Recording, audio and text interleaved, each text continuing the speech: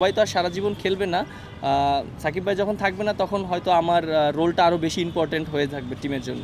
Basically আপনি যেটা বললেন যে ৮ নাম্বার ব্যাটসম্যান হতে চাই না, কারণ ৮ নাম্বারে ব্যাটিং করা অনেক প্রেশার।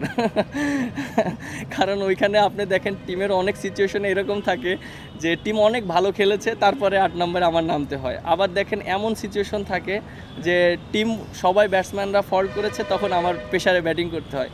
বাট জিনিসটা ওই ইঙ্গিতে আমি বলেছিলাম যে ৮ নম্বরের সেরা প্লেয়ার হতে চাই না, উপরের দিকের সেরা প্লেয়ার হতে চাই। জিনিসটা আসলে এরকম ছিল।